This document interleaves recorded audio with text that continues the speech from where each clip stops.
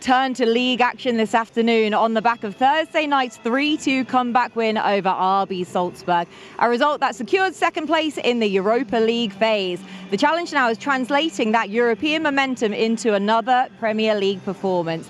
Brentford arrive sitting in the top half of the table, but their home and away numbers tell a clear story, and that contrast will be tested here at Villa Park this afternoon. Aston Villa riding high after their superb comeback win on Thursday night. Two sides making their way out from the tunnel. Villa led outside, captain's now by Tyrone Ming. Got an angle for a shot here. Ollie Watkins goes to goal. Goalkeeper spilt it. Oh, he was nearly poked out by Elliott.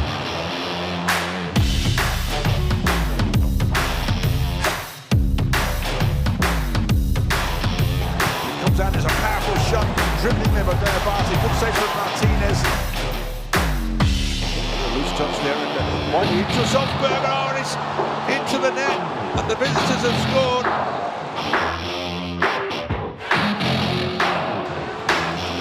That's Begovic on to win. He's gone for the byline. Pulls it back to the near post, and it's in.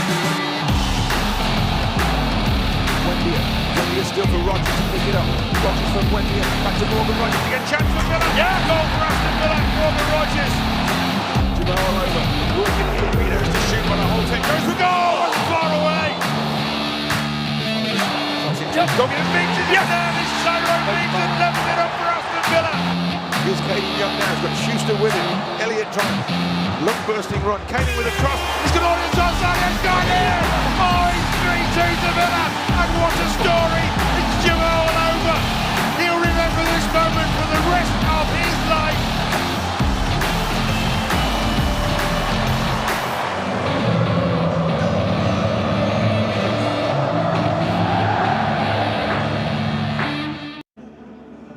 Never underestimate this team. It really was quite the night on Thursday. Welcome along to Matchday Live here on Villa TV. My name is Kate Tracy. Alongside me, three former Villas, Alan McInally, Andy Townsend and Ahmed Al-Mohammadi. I know you were back on Thursday, but I haven't spoken to you yet on the back of AFCON. How was it all? Yeah, it was great. You know, it's a great tournament, especially by the host of Morocco. Everything was fantastic. Stadiums, you know, facilities there.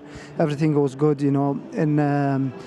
In the other side, you know, we was supposed in, you know, Egypt to go and to win it, but went to the semi-final, you know, got beat against the winner Senegal. But it was good tournament. It was great to be there. Yeah, good, and good to have you back as well in the nice warm climates of old Blighty. Yeah, it's nice to get back to the wet. Nice bit of rain to be welcoming you as well. Andy, you're well used to this weather though, aren't you? This is just second nature for you. Welcome back. Thank you very much, Kate. No, look, the weather has been pretty relentless lately, hasn't it? I wouldn't mind seeing a little bit of sunshine, maybe. Wouldn't be bad, would it? Quite just a little drop Get now some and again. tan on. Would be nice. Exactly. But no, it's good football weather. This. Yeah, good football. Because you've stolen his line pretty much. That's a favourite thing he says. As soon as there's any sort of moisture in the air. Absolutely. If it's raining, look at that pitch, and the ball will fly off that. And that's how good players want it. McInally was on the team sheet, on that Villa team sheet. There's two centre-halves in there that are pushing each other out of the way to get to the toilet. What are you talking about? Taking a bad touch and be all over them like an old... Listen, it's a wonderful day. The sun was shining in my house this morning. I don't know what you guys are talking about. Oh, sun always shines on my... Oh, listen to you. Hey, listen... Regardless of it's a wonderful result Thursday night, incidentally, and with the kids coming in doing so well, it just kind of makes it that little bit sweeter. Manager makes a big call at half-time, changes the format, puts Bogard into the middle, Cashy on, Morgan up top, and just things looked a bit better. This is a bigger game today. Make no worry about that. I know it was important, finishing first and second, and although they came out the traps quickly and had us 2-0 down, you always expected to at least get back and put a bit of pressure on. So, we get a little bit lucky, we win the game 3-2. This is a bigger game today. Arsenal won yesterday, City might win today, and so might Manchester United. We need to make sure we beat Brentford today to keep the pressure on regardless of anything else. That's it, is it? Because is it the 4:30 kick-off later on for Man City? Yeah. So, Elmo, we've got a few hours where Villa, if they win today, could go second. We know that we're level on points with Man City as it currently stands, but would you prefer when you're in that? I mean, A, do you even look at the table before a game? B, if you do you take that into context and think, right, we can go first and put the pressure on the team who we're vying for that position with? Of course, yeah. You know, all the managers look at the table and you see the difference between, the results yesterday, Chelsea winning, Liverpool winning. They just keep the pressure coming on, but you just focus on yourself. last 10 days was been great for the club, winning away against Fenerbahce and then Newcastle away as well, and then on Thursday night. So just keep the momentum going, and it's been absolutely fantastic. The players coming on. The players coming onto the team as well. I know you're going to touch on later. Douglas Luiz and Tammy Abraham. It's a great adding up to the team. So today is very important, especially against Brentford. We got beat against them twice this year. At their place. So it's a very important game. They got a good manager, some good players, experienced players in the team, who's been in the Premier League. The lad Thiago, front is very a threat. So we need to be careful today because. It's so those games. We played Everton a couple of weeks ago, and then everyone expected us to win. So we didn't get the win, and we lost the game. So today is very important for us to just keep the momentum going and get the 3 points. Can't take anything for granted in this. And apologies if you thought I was not giggling at your point there. It's because Lee Hendry has just pulled my hood as he is working for Sky today, isn't he? So not with us today, unfortunately. Nobody's watching Sky. They're watching us. Exactly, they're watching us anyway. I know. I know. I'm slightly torn in this sense, but Andy, we talk about that and how different it is this season on the back of away games in Europe, or just European games in general, to come back to the Premier League and to win. Yes. Aston Villa having that strike rate, complete contrast to what we saw of them last year. So you want to keep that momentum up. Got to keep that going. The games are coming in thick and fast, pretty relentless, and you don't really get a lot of time to focus on anything much in between. Just play, recover, play, and that's kind of the way it's going to be now. That's the way the players wanted it to shape up at the start of the season. That's what you were hoping for. Well, they've got it. Now they've got to try and handle it. So not easy. Does Keith Andrew use that today, Bud, and say they've had a whole week off? Villa played Thursday night, so Sunday, etc., etc., etc. Maybe. And as Elmo said, they've given us 1 or 2 problems in the past, Brentford, and they're that sort of team. On any given day, they can be tricky because they've got some pacey guys up front. They're quite direct, so you've got to handle that. But again, like Alan said, it's everything here. Everything here over the last few years, we assume Villa are going to win. No matter who they're playing. And this is another one. We assume today the boys are going to rock up and produce a performance, and I'm pretty sure they will. Yeah, well, that's it, though, isn't it, Alan? We assume that we're going to beat everyone. That's why it was almost like no one was angry as such for the Everton game, but we were all just a bit sort of confused. And whether or not that becomes a bit of arrogance, I don't mean that even in a bad way whatsoever, but the fact we beat PSG, the Champions League winners at home last year, we expect to beat everyone. Well, absolutely. We go back to the Everton game, and before that I said, look, it's not going to be an easy one. This is going to be like the Wolves game. And unfortunately, it turned out it was like the Wolves game. And the only problem is they bagged a goal off a defensive mistake, and we paid the price. I think I'm a bit more. This won't be like the Everton game or the Wolves game because they'll, like Andy says, they've got some pacey. But the boy Igor Thiago up top is actually quite a good finisher. He's a good player, and I just think they'll keep the ball and try and come to us a little bit more open. I don't see Keith Andrews coming and just sitting. They don't play like that. They genuinely don't. Even away from home, they don't play like that, Brentford. And I think that'll suit us. But I still go back, this is a much bigger game than it was on Thursday evening. And it's a bit of a pressure game for us. And as the lads have already said, do you want to play on a Thursday and a Sunday? Do you want to play Tuesday, Wednesday and Saturday, so whatever? That's a successful football club. And we're such a big football club now on a global stage that people are watching at home thinking, oh, Aston Villa against Brentford, Villa will beat them. Just not like that. Just not like that. Should we go back to Thursday? Nope. You were here and yes, I mean. You spoke to Tyrone Mings after the game, and of course, by his own admission, he felt like he had to make amends for giving away the earlier goal then to Salzburg. He certainly did so, and scoring with his head, which was good to see. Yeah, and he also said about with Kashi being on that left-hand side, when Kashi chops back in and gets that, they've already spoken about it. Watch Kashi come back in, chops. Now you watch, Tyrone's already waiting, and he's the only one that reacts properly in front of the goalkeeper, and he was kind of expecting it. But yeah, I mean, he was a little. I don't know the right word, a little bashful when he spoke about his problem. But he was talked about, Elmo, the manager wants him to try and keep it, and play rather than just hoof it away, etc. And obviously he just took one too many touches to give away the goal. This is the way we play from the back, Alan, since the manager came on. And then sometimes, everyone makes mistakes, So I think he's caught up by two minds there, because he was going back to Martinez, and then he just thought someone is pressing Martinez there. So it just, talk about touch, but he got his reward. And by the way, his timing for the goal is absolutely fantastic. He's been brilliant, by the way. He's been fantastic. Yeah. And look, again, mistakes happen. And I actually watched. I was here at the game, and I watched Tyrone. As soon as it happened, as a shake of the head, as there always is when you make a mistake as a player. But then you got to react and you got to move on and you got to deal with that. You got to handle it.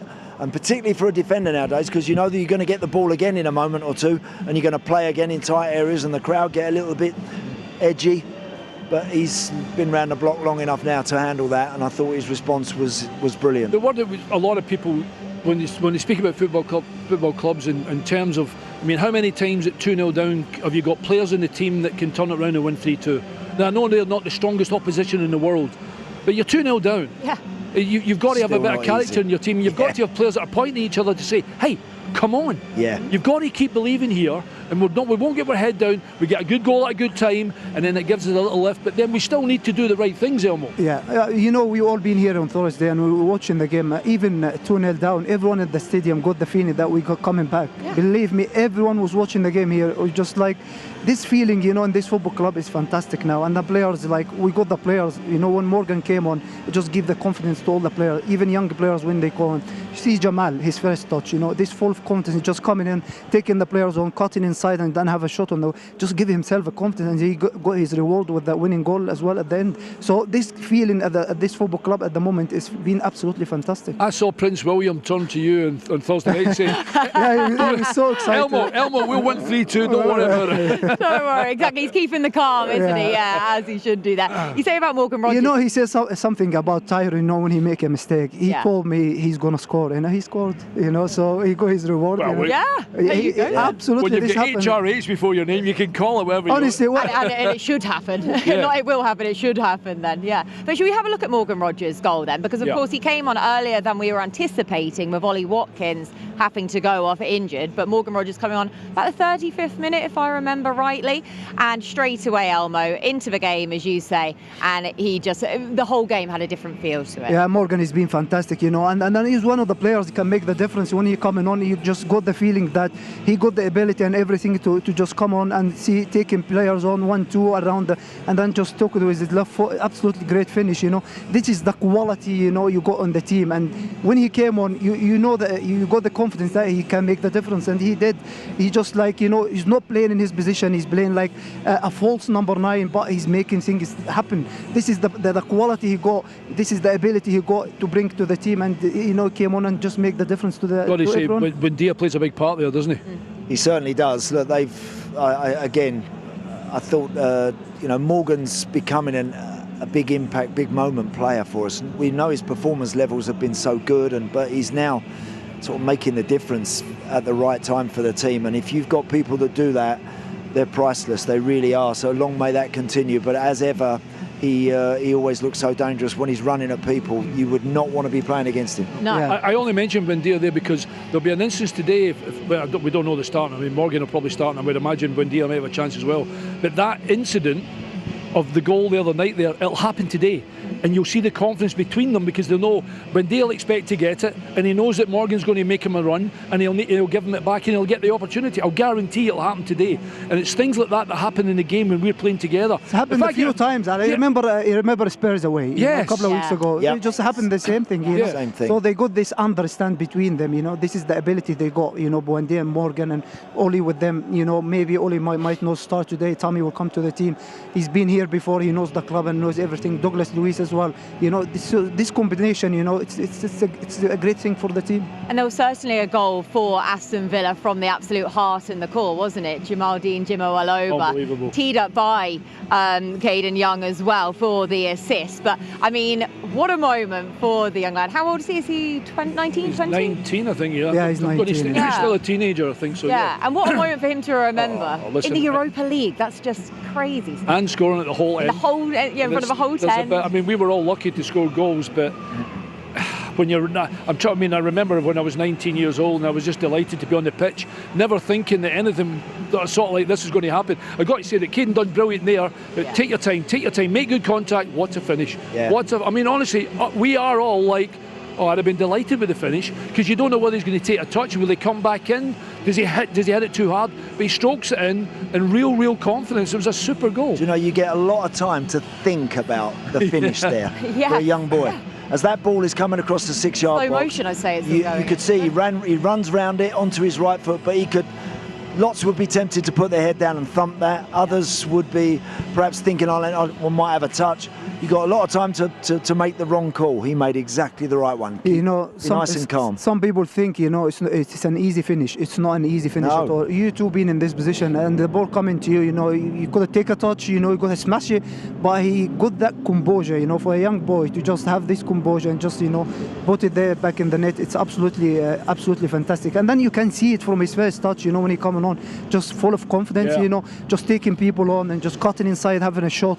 And then it's a great for the thing, and a fair play to the manager as well, just putting these young players in a very difficult time, just give them the confidence, give them the experience, and I'm telling you, every chance they got from now on, because you got players injured now, so they get more chances, they need to grasp it, for the young players, they need to grasp every single chance and just make sure they are in the first team games every single week.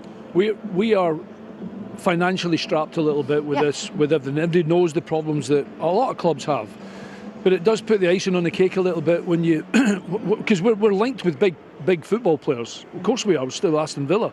But when you lose the likes of Tielemans and John, obviously, and then Kamara, to bring kids on that have an impact in the game rather than and it was a tough game for George Hemmings in the middle of the park. That's a position you played. Yeah. If your touch is not maybe that good, especially going 2 down. It just gets a bit heavier. Easy. So the manager at half time's got to say, look, well done, well done. It's a great learning position for you to be, and to shake the pack here, and then come and sit and watch, and let's see. This is how what happens, and luckily enough, we got the 3-2. So there's plenty to take out the game on the Thursday night. But it just means we can look. We're really looking forward to today, and hopefully expect the same thing. We just need to make sure we create more chances than they do. And we have team news to bring you as well. So starting with Aston Villa, 7 changes. We expected plenty of changes from Thursday night. So of course we have Emi Martinez in goal, Ian Maatson at left back, Pau Torres and Ezri Konsa in the heart of defence. Ezri Konsa with the captain's armband, Matty Cash at right back, Dougie Luiz comes in for his start alongside Lemaire Bogard,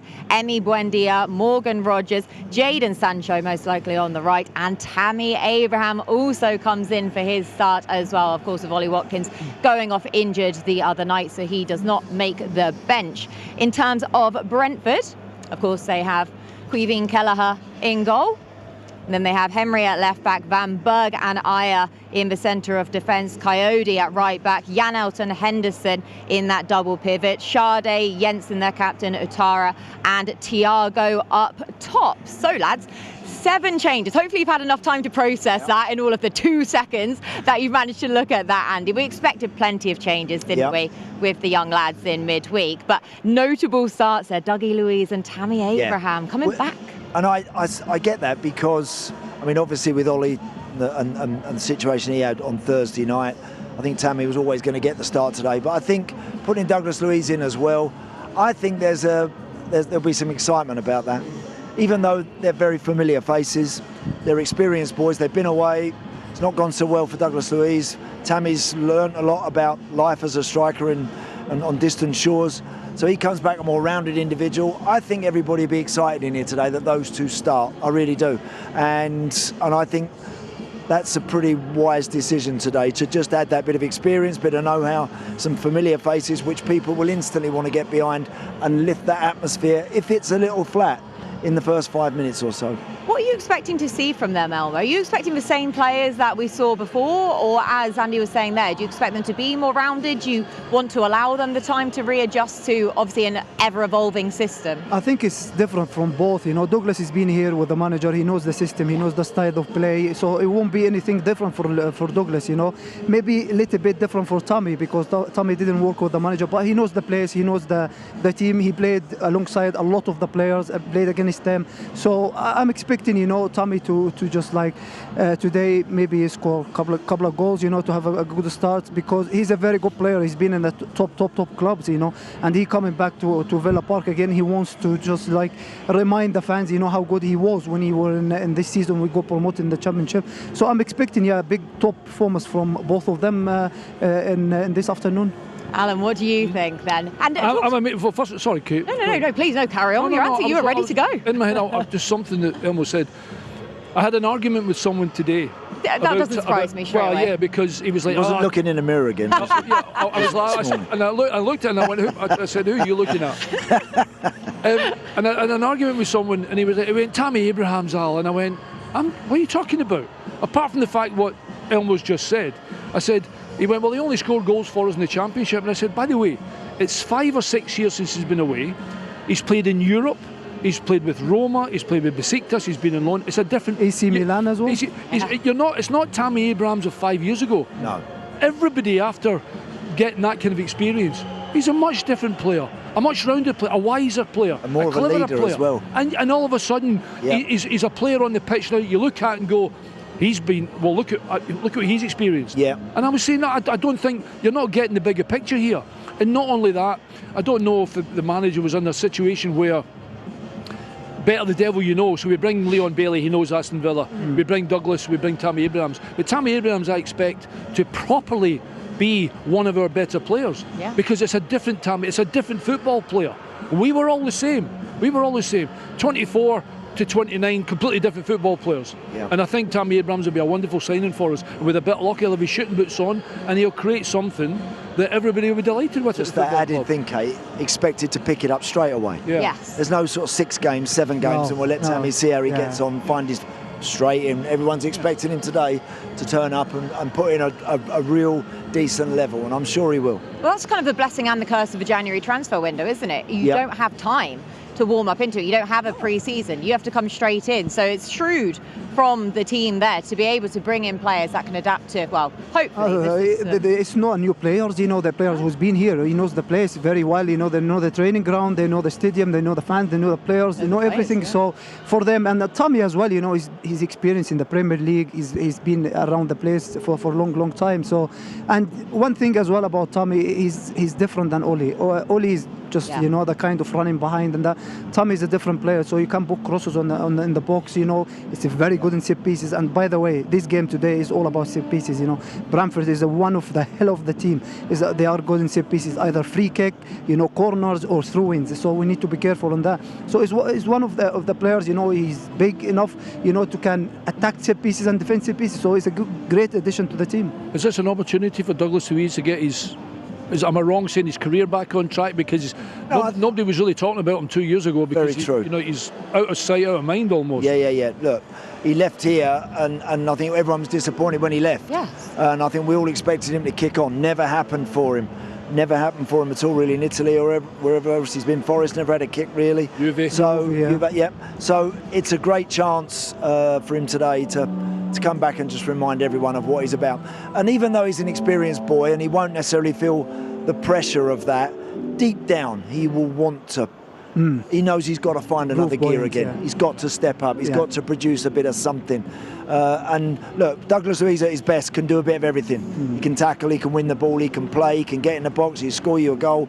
He can do it. He's a proper all-round midfielder. He hasn't got to be just one thing. I hope he brings a bit of that to the team as well. And I guess it's interesting because anyone who's read Guillem's book, where he talks about Dougie Luiz, and he says that he reached the ceiling basically, and the fact that a lot of players seem to have a bit of a shelf life as such, Elmo, in terms of how Unai operates with the lengthy meetings, with the analysis, and almost it read as if he started to get a little bit burnt out, because we all put it down to PSR reasons why he was moved on. Perhaps it was in conjunction with the fact he just kind of got to the end. So do you think on that basis he's got that little bit more to prove going back into it again? Of course, any players coming back to the team, especially with the way it went in Juventus and Forest, and he wants to come here and just prove the points, to those clubs. You took the wrong decision not playing me. So he's coming back home again, to Villa, and then he wants to start his career again and wants to just remind everyone how good he is. And absolutely, it's no better place to be here, Villa Park, making his returning debut back to the club. So it's a good game for him today, to start his career again with Aston Villa, especially with the lot of injuries we have, So him and Big Onana in the midfield, they can good combine together in that midfield. It's good replacement for either who is Tielemans or Kamara, So the way we play from the back is great at these things, and just getting the ball from the back four and bring it forward. And like Andy said, he's good on everything, Set pieces you can use him, penalties you can use him, scoring goals before he left, he was absolutely on fire. So he got a point to prove, he's a good player and he can play in the Premier League again. He's got a bit of responsibility as well, because of course he's not alongside Amadou Onana, he's alongside Bogard for this one, so there's enough responsibility on his shoulders. Brentford, Now, you berate me very often for my modern terminologies with XGs, with double pivots, all of the above. Should we throw it back to the old school and the long throw talk? Oh, yes, then? please. As Leandro's giggling his way past us. And what better team to talk about it with than Brentford? There you go, set piece coach Keith Andrews. Go on then. Yeah, I don't actually think it's ever gone away. I just don't think we've maybe used it as much, and all of a sudden somebody tried it, it was a flick on and somebody got a goal and everybody went, let's use that one again. Let's use that one again. I mean, okay. Great idea. I mean, and by the way, when I remember doing all my coaching stuff with Craig Brown and all that back in the day, I remember about throw-ins, about, running like that so that you can throw it into feet, etc. Listen, if you get someone that can throw the ball into the edge of the 6-yard box, correct. I'm all right with that. I've never seen a team comfortable in defending them yet. Never. And in our era, any of the teams we played that used to do that, launch it into that. And nowadays, these guys, they're actually almost throwing it under the near post. Yeah. They're getting it right into that spot, and it is very, very difficult to combat. It really is hard to defend. Which kind of makes no sense, really, from my point of view. Obviously, a very basic point of view. You think where the throw-in's coming from, the defenders should be the ones to be attacking it and running towards it, rather I'm just than thinking, we can't put her at the near post today. Correct. Because she's not winning a header. Exactly, that's what I think. I would win every header. No, there's no chance, by the way. Watch my hair. But you've got to make first contact. If one of their players, if they're throwing it in and someone gets a little flick on, then everyone has to be very alive where that ball's going to drop.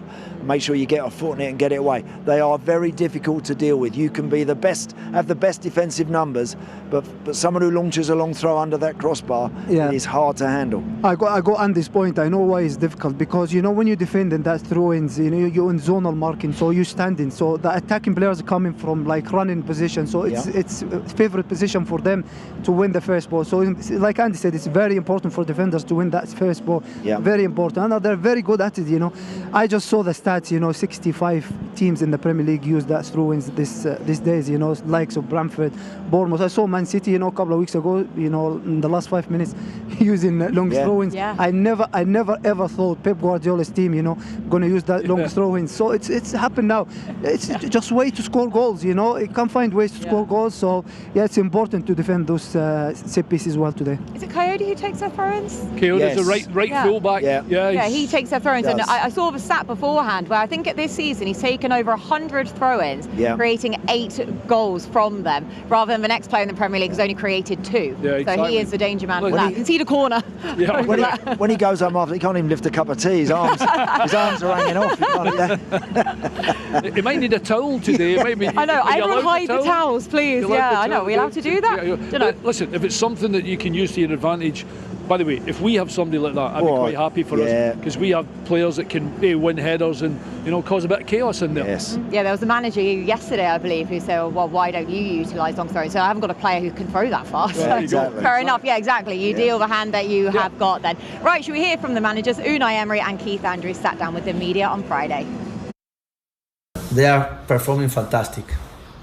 They are keeping the same mentality, the same structure, more or less, tactically or individually.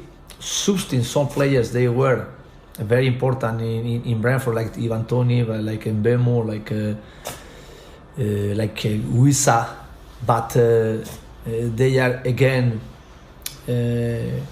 changing those players with Igor, with Shade, with Utara, and they are performing very well. The same like they did the last years, now they are doing, and they are in the top 8, top 10, they are 8 in the table, top 10 and 33 points. Of course, they are performing fantastic, and how they are playing, competing, both, I respect them a lot. I think they're an amazingly coached team, the way they're very deliberate in the way they play the game. With and without the ball, top elite level coach, the way he works, clearly he's had the group for quite a long time, the vast majority of that group, and even this week adding Douglas Luiz back into who was there with him previously, so a very, very set way of playing that cause you a lot of problems if you don't get things right, and obviously top level individuals within that can really hurt you regardless of the tactical element as well. it's our routine the last 3 years.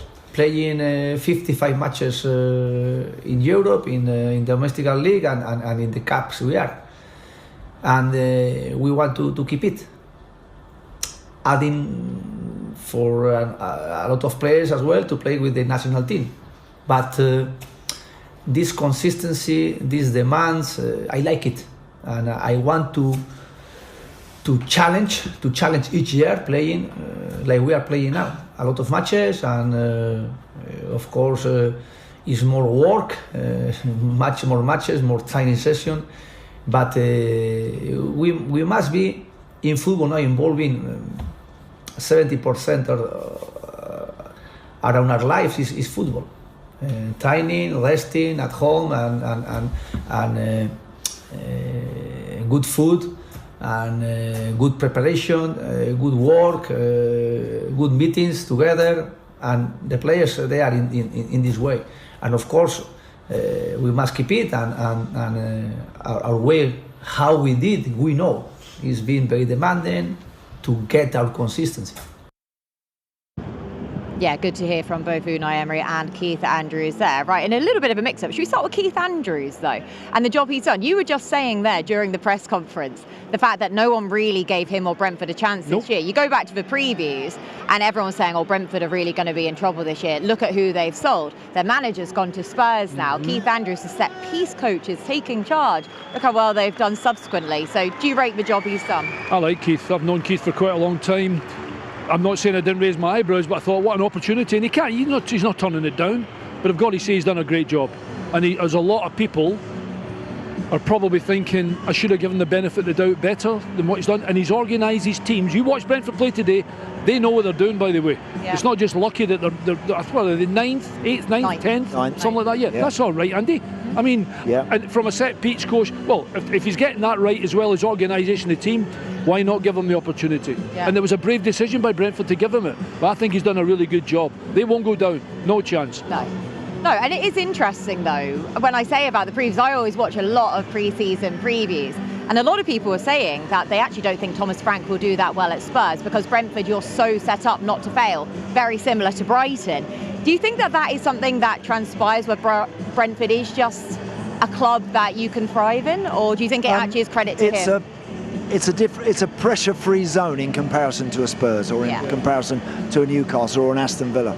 It is at a different level. It's no surprise that players go to Bournemouth, they go to Brentford, and they do well, and everyone then wants to buy them for 60s and 70 million quid because they go into an environment where there's not quite so much focus, attention, and heat on them, game in, game out.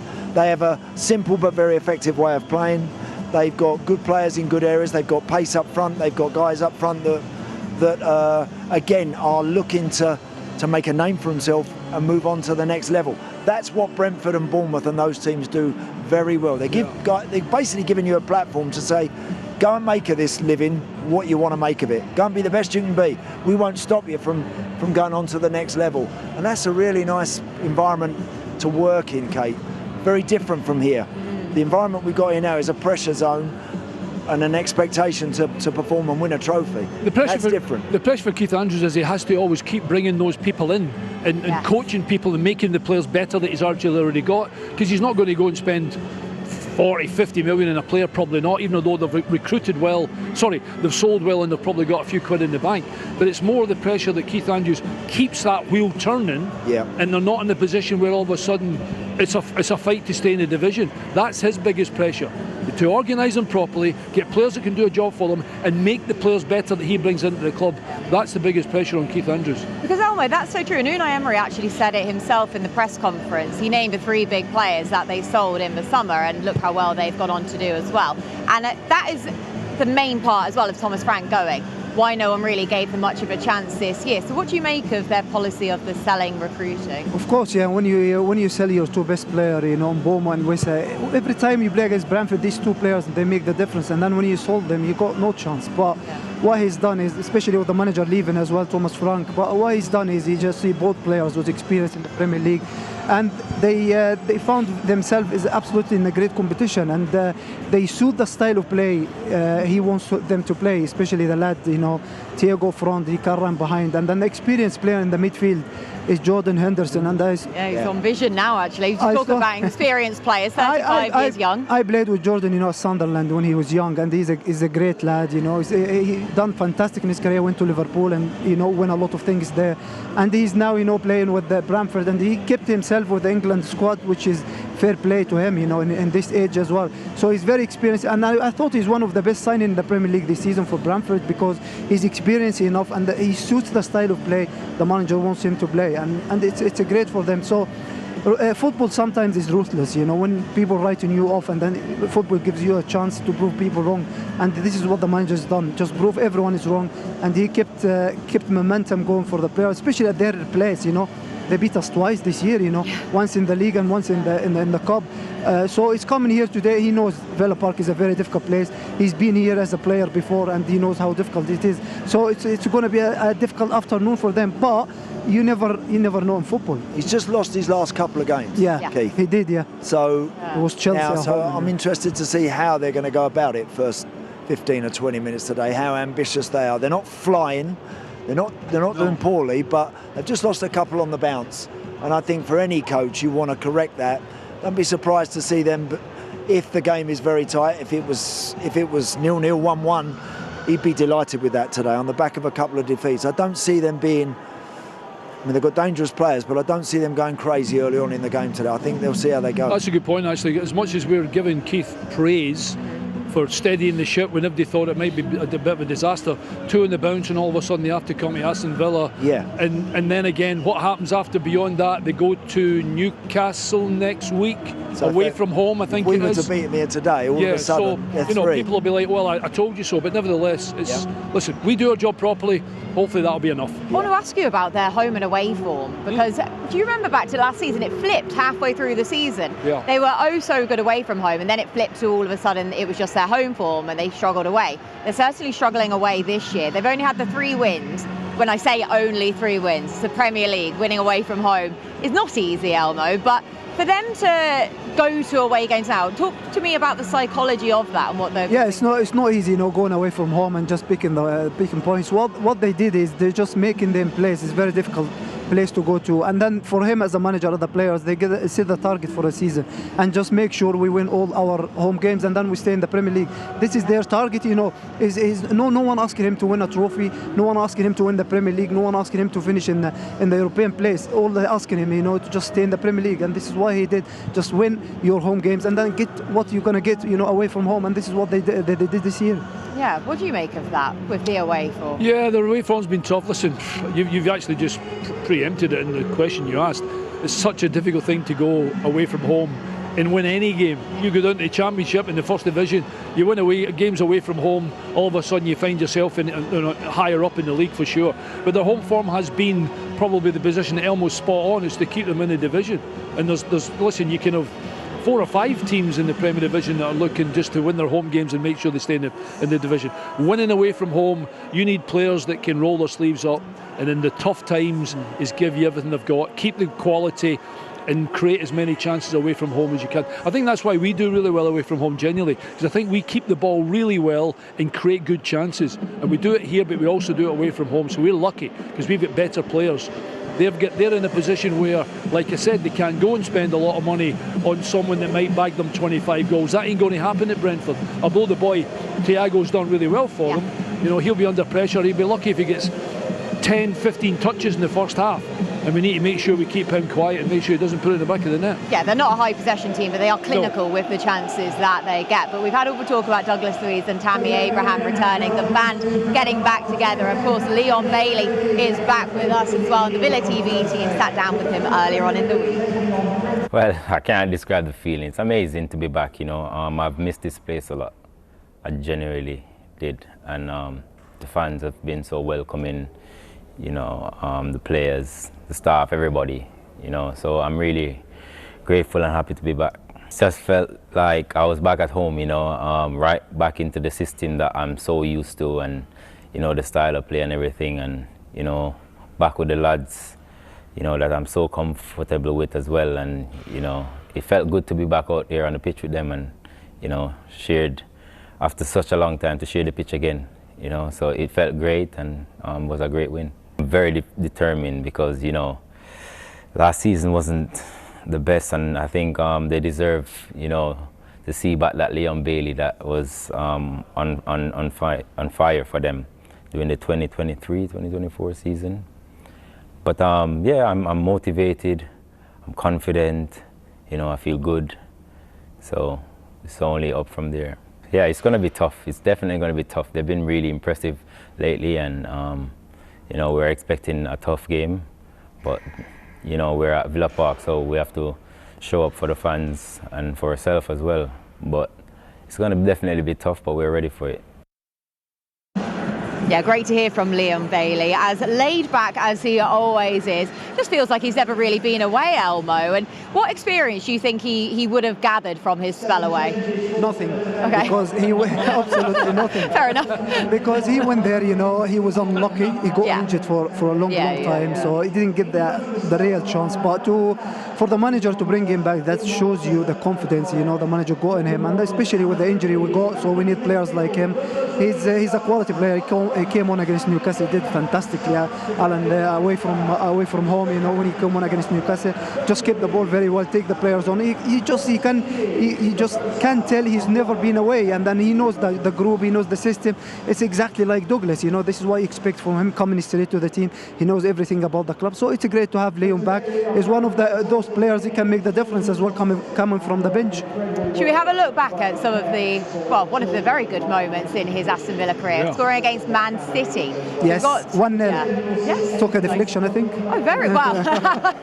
We're going to credit him no matter what, but let's have a look back at this. Again, we talk about him in the one-on-one, the running, the speed that he's got. Oh, he did take a big deflection. I remember that like it was yesterday. You know? Still though, we are fully crediting Leon then with that. But what do you really want to see from him? Is it the pace? Is it the hugging the touchline? Yeah, and also a little bit of trickery. I remember speaking about him. Do you remember last season, and he went through a tough time, and I said I'd been at the training ground and I was doing something at the training ground, and all the lads had finished training and they're all gone, and there was one person left doing a little bit extra, was Leon Bailey. And I thought, good on you, kid. I mean, good on you, because he's like, I need to get it right, I need to get my fitness right, I need to do a little bit more, I need to get my strength back. And he was actually doing some sharp stuff. He was doing, you know, jumps, etc., just for power in his thighs.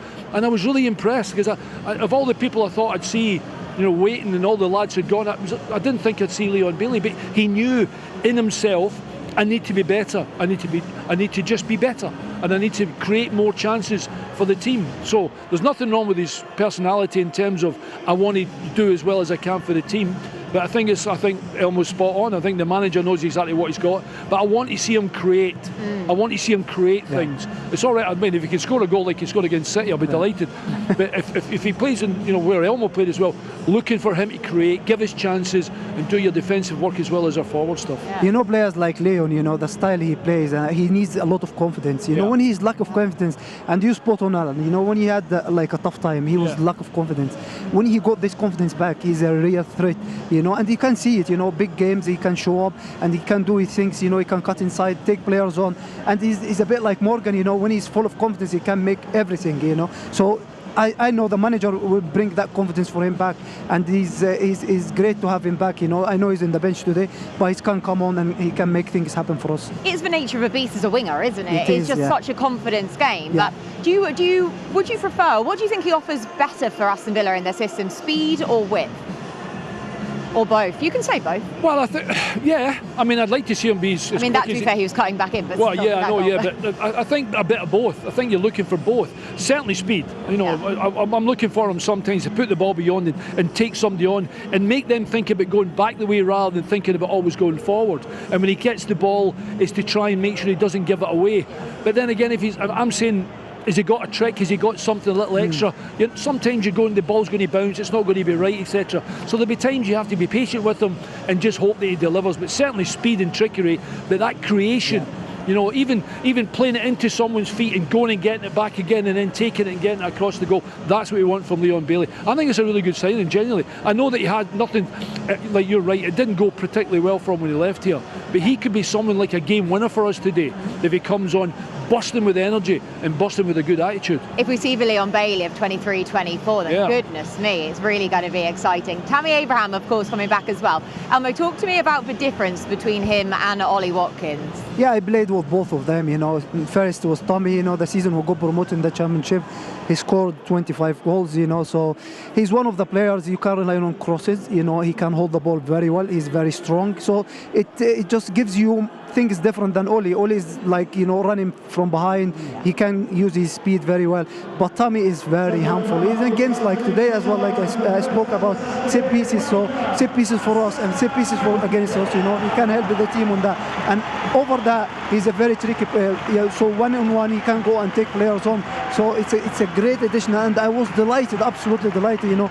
I saw him the other day in the Champions League, it was just, you know, he said, I'm going to miss your crosses, so Cash is on, Cash is flying now, you know, he put crosses on, so I said, you know, you can take this cross from Kashi, Lucas Dean, Madsen, all of them, you know, he can cross the ball. Douglas Luiz coming back is very good for some set pieces, so I'm expecting Tammy today, you know, can have a good start and get on the scoring line. When Elmo says about crosses, I've just seen him run out of the tunnel there. He's a big guy. I mean, he must be 6 feet. You know, this season, Alan, in the championship, you know, I can put crosses on from halfway line. You know, he can go for it. Yeah. He's that harmful. You know, yeah, so exactly. These players can make use your job nice, doesn't it? Yeah, makes your job nice. There you go. You stick it wherever, and you know the tall guy will go and get it. But in all seriousness, you know, when you've got someone with a physical height like that, corners and free kicks for and against, he's such an advantage for us, and with a bit of luck, so, I mean, basically, in other words, if you've got the opportunity to get it in the box, get it in the box. Yeah. Just get it in the box and give him opportunities like this. And like I said, that was in the championship. We're getting a different player, we're getting a better player, and with a bit of luck, he'll have his shooting boots on, and everything will be fantastic. See, any crosses in the ball, you know, he can go for it. Yeah. Absolutely, his movement is top class, and you know, he was young at the time, so he gets experience now, so he knows where he is, he knows the place, you know. So he's one of those things, you know, players running to the player on the winger, so he can put himself there, he can throw his body on the line. So this is what you need from the striker. Alan has been there as a striker, and you as a striker, you need these balls from the wingers, from fullbacks, especially early on. You can make the, you know, the first post, far post. So he's good at this thing. So yeah, he's a great addition to the team. He can put himself on the spot, and like I say, he's certainly got the wide men now in terms of fullbacks, or the likes of Leon Bailey. I know he's on the bench now to be able to put it on a sixpence for him. Dougie Luiz, you talk about set pieces. Of course, at Villa, well, to a certain extent, we've been kind of fishing around trying to find a few kind of set piece takers, Alan. Now that we've got Dougie Luiz back, as Elmo says there, does he fill that void? Well, it'll be a fight between him and Buendia, won't it? I know, and Morgan Rogers with his free kick, to be fair now. So they've all come good with it. There could be about 25 people around the ball all waiting for fighting, Hey, listen, I suppose, I mean, Douglas has proven he can hit a free kick from dead ball. I'd like to see him just be involved today and have an assist, etc., etc. And even coming late into the box like that to create chances when the ball's coming in. He has to be the man on the edge of the D and making sure he's coming in to make sure we have the opportunities. Listen, I'll be delighted if he scores a free kick. I'll be happy with an assist, because that means in our build-up play, he's been in the main part of it, trying to create chances for Tammy Abraham or whomever.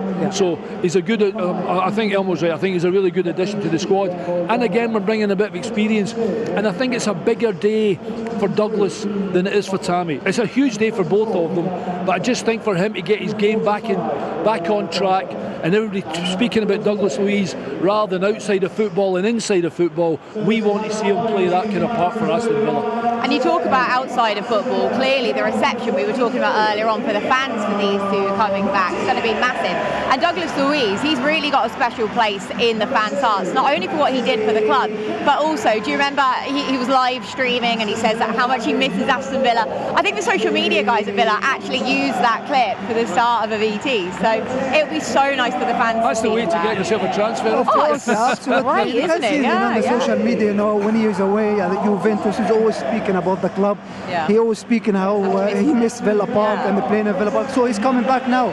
So he got, like I said, you know, he got a point to prove for the other clubs. You know, they didn't play him, they didn't give him, like, you know, the confidence to play in the team. So he's coming back home now. It's a great place to be, you know, Villa Park, afternoon kick-off, you know, just go out there, enjoy yourself and get yourself a a goal or so. Should we have a look back to Newcastle? If you can cast your minds back that far to how well Villa did for 2 away games within the space of a few days, Fenerbahce and then going to Newcastle. And I know when you look at the result for Newcastle away at Liverpool yesterday, I mean, it doesn't read so great for Newcastle. However, to go to St James's Park, break the curse of what, 20 years to go there and to beat them 2-0, Elmo, really was quite something. Yeah, of course, you know, like you said, you know, it's 2 different places to go, especially with the atmosphere. Fenerbahce, I was there. The atmosphere was absolutely fantastic. Yeah. Every time Villa got the ball, they keep whistling, you know, and it's very difficult for players. But what the players got is the experience now, you know. They handled the ball very well in very circumstances, you know, and then we got the goal and this kept us more calm on the ball. So going to St James's Park is one of the difficult away places in the Premier League, very difficult.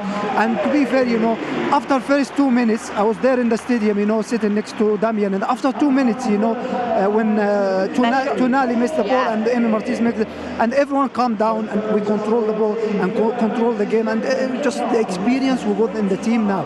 Everyone is in a very good place, and then, you know, good the players. I think Sancho was absolutely fantastic in both games, you know, and give the players confidence, especially in the way forward. So 2 away games, 2 great results in a very difficult place, and coming back to win here in Europa on Thursday. Just, you know, today, just keep the momentum, get the 3 points, and keep the momentum going. I don't know where we're going to end up in the league, genuinely, but we'll look back in this particular league campaign and we'll speak about the Newcastle game. It's a hard place to go, but to not concede a goal and everybody doing their job and coming back, and then obviously you throw the Fenerbahce in there as well, we will be talking about that with a bit of luck because we'll be playing Champions League football next year. It was an unbelievably good result, and I think it took everybody by surprise. I think they're expecting Villa to go there and not turn Newcastle over. We did, and we were absolutely fantastic and deserved it, by the way. Wasn't lucky, we deserved it. And we played well. Yeah, sorry, I didn't realise we were showing the thing. But there's Emi Buendia's wonderful at Newcastle. Absolutely fantastic. But there was a lot of people were thinking there's no way with all the games Villa have had and playing in Europe and travelling and they're all the way up to Newcastle, etc. We were absolutely different class, and the wee man sticks us in the corner. All we do is score worldies.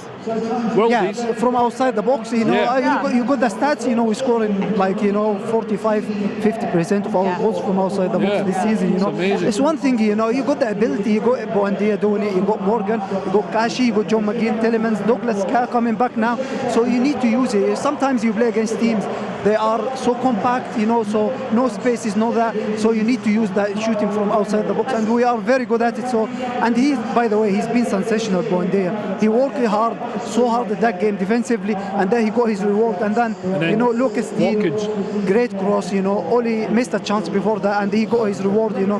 He's very good at these things, you know, crossing from the and listen, St James's Park is a very difficult place, and you go there and you get the result and you got the clean sheet. It's fantastic for us. And the clean sheet as well, which is so key. And fair play to Ollie Watkins there, because as Elmo was saying, Alan, he missed the chance earlier on, or there was a misplaced pass, wasn't there? Was it Buendia running onto it? Can't quite remember. But for him to come back and to then get on the end of that. And when you watch the goal again, before Dina actually even goes to motion to play it to the back post, he runs from the D. He runs from the edge of the box. He runs past everybody. He was too deep, and no one seen him. Spot on, Elmo. And he's like, I'm in the wrong place here. And he ran past everybody to get into the goal-scoring positions. It was a wonderful goal. It was a great day, that, actually. I mean, of all the times I've really felt good after Saturdays and Sundays results, I was bouncing after that result against Newcastle, just because we know how difficult it is. Especially because everyone sees Aston Villa and Newcastle as such similar teams in terms of PSR restrictions, in terms of probably punching above their weight. So when you get one over on them, even though we're almost fighting for the same cause, but when you get one over on them, it's almost you put yourself on that pedestal thinking, actually, we found that little bit more than you. Yeah, of course. Yeah, people call it a derby now, Alan. You know. Yeah. You see how? I think, you know, when like, you know, Villa play in Newcastle, now you're saying it's like a derby. You know, it's too far from each other. But like you said, because both clubs are always, you know, fighting for a European place, always fighting for everything. They're two massive clubs, you know, in England. So it's to go there, you know, beating them early the season as well. It was good, you know, to get the double on them. It's one of those clubs, you know, it's not easy to go in St James's Park and to get the result. So it was a great few days for us, you know, going to Fenerbahce, Newcastle, and get the results. getting the result in Thursday. So today is another big day, you know, for us. You mentioned the results yesterday. Everyone is winning. Now Arsenal winning, Chelsea winning.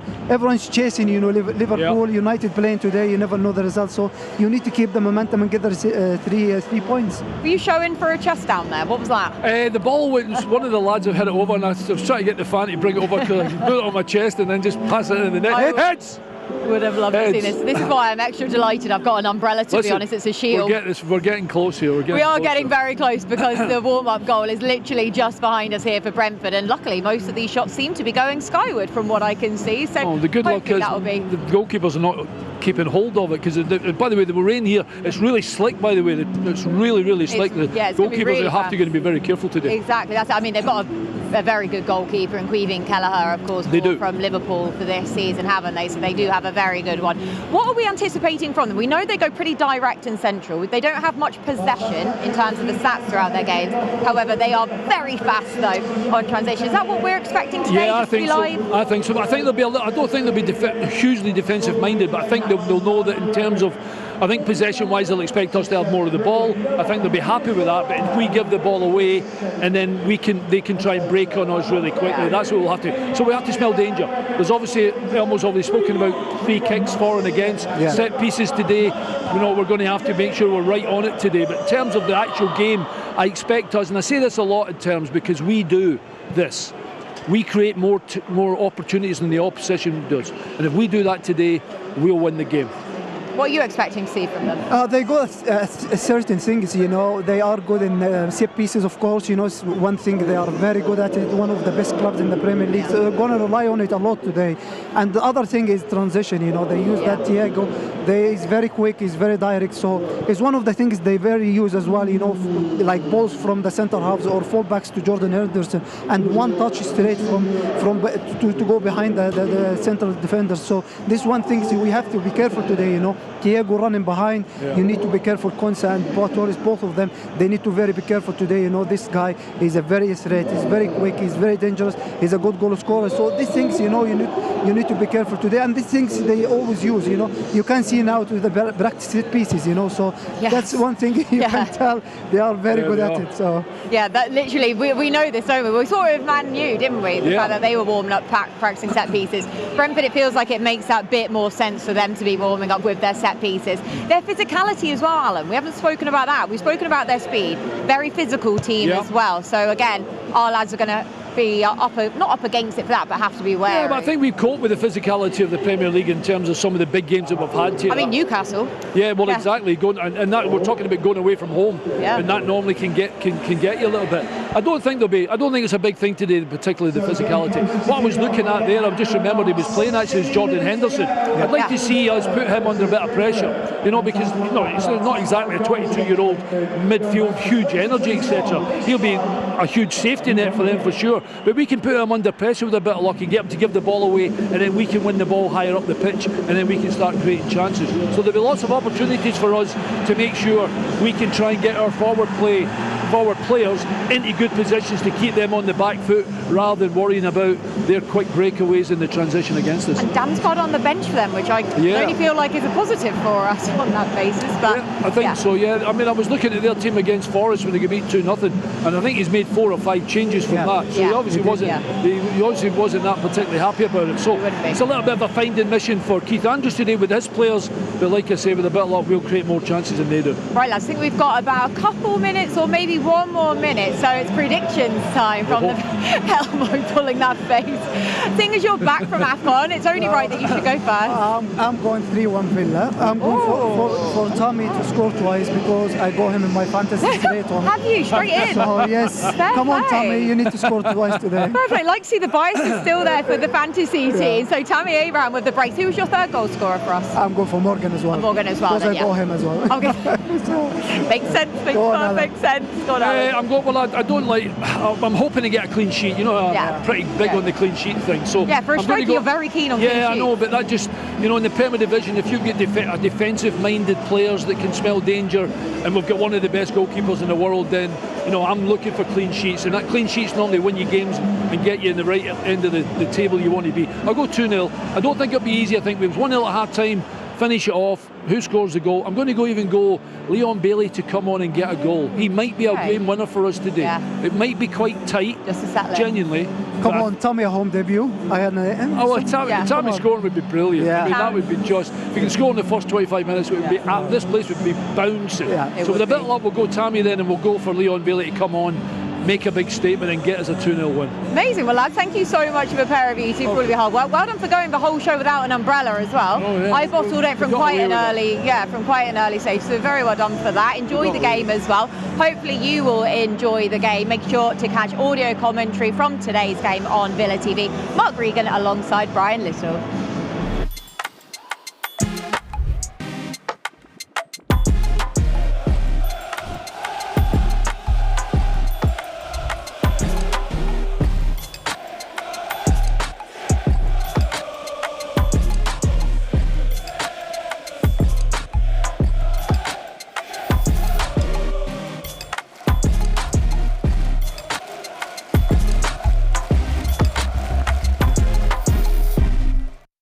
Good afternoon.